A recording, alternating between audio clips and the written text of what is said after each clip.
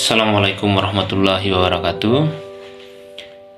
Pada pagi hari ini saya ingin mengajak saudara-saudara sekalian untuk membahas atau kita sama-sama mempelajari buku yang berjudul Meraih Asa dengan energi kalam ilahi. Subjudulnya yang saya ingin mengajak saudara-saudara sekalian membahasnya itu kolaborasi energi doa, syukur, dan sabar.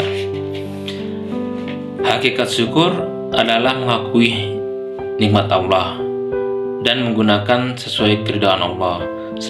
Sedangkan hakikat sabar adalah tenang di bawah kekuasaan takdir tanpa mengeluh di hadapan makhluk dan putus asa terhadap karunia Allah. Itu disampaikan oleh Ibnu Adiba As-Saibani. Nah, saya langsung saja ke beberapa poin yang terkait dengan syukur, energi doa, dan bersabar. Ada beberapa komponen yang terdapat dalam buku ini atau item dan berkaitan dengan doa, syukur, sabar. Pertama, kenalilah apa yang sebenarnya kita inginkan. Kedua, teruslah berdoa saat senang maupun susah. Tanamkan kuat-kuat apa tujuan doa kita. Selanjutnya, hidupkan rasa syukur dalam hati. Gunakan energi sabar untuk bangkit dari kegagalan, untuk menyinari kegelapan yang berselimut, dan sholatlah dengan penuh syukur dan sabar. Saya akan membahas item pertama dulu. Pertama, kenalilah apa yang sebenarnya kita inginkan. Mengenali keinginan-keinginan kita memang bukan pekerjaan yang mudah. Terlebih apabila kita mengenali keinginan-keinginan yang sesuai dengan hati kita. Seringkali kita berdoa kepada Allah untuk meminta keinginan-keinginan yang sesungguhnya tidak sesuai dengan isi hati kita. Jadi kadang kita berdoa, kita meminta kepada Allah Sang Pencipta, namun itu tidak sesuai dengan isi hati nurani kita. Kita senantiasa meminta kepada Allah supaya memberi rezeki. Kita menaruh harapan besar dan keinginan dari kita. Padahal pada kenyataannya hati kita merasa lumrah dengan perasaan takut miskin. Hati kita selalu fokus pada kemiskinan. Dalam lubuk terdalam hati kita selalu bergejolak gelombang yang mempertanyakan atau meragukan terkabul atau tidaknya doa kita. Jika keadaan seperti ini, sebenarnya apa yang kita pinta tidak sesuai dengan isi hati kita. Kita memohon kelimpahan, tetapi kita selalu takut akan kemiskinan dan meragukan terkabulnya doa tersebut. Kita berdoa, tapi kita meragukan akan terkabulnya doa tersebut.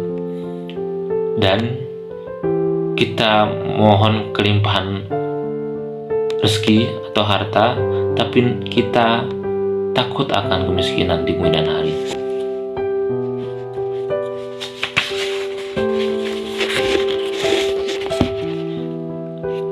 Ada cara efektif untuk mengenali apa yang kita inginkan,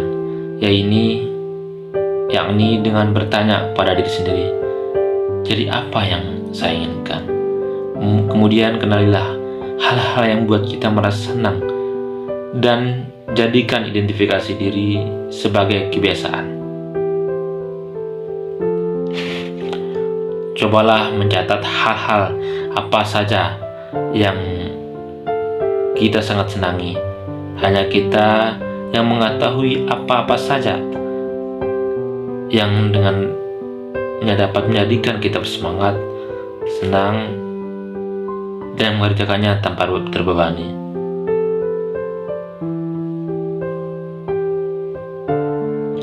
Agar mudah bagi kita menemui keinginan-keinginan yang tersembunyi tersebut, cobalah tanya pada diri kita sendiri. Pertanyaan-pertanyaan berikut ini berdialog dengan diri kita sendiri. Istafti qalbak, kata Rasul. Kalau kata Rasul, istafti qalbak,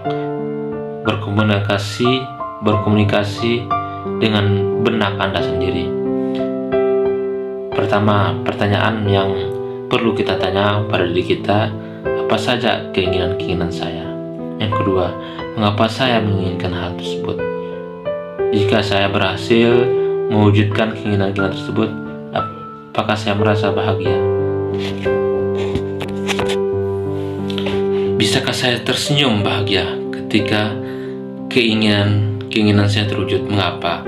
Apa arti dan maksud kebahagiaan menurut sudut pandang saya? Jadi pertanyaan-pertanyaan tadi itu direnungkan dan ditanya kepada diri sendiri. Apa yang kita inginkan, tanyakan kepada diri sendiri. Apakah bisa bahagia dengan sudah tercapainya keinginan tersebut? Insya Allah, kalau sudah kita tanya, kita renungi, setelah kita segera mengenali keinginan kita, sesegera mungkin menjadikan keinginan tersebut sebagai kebiasaan kehidupan kita.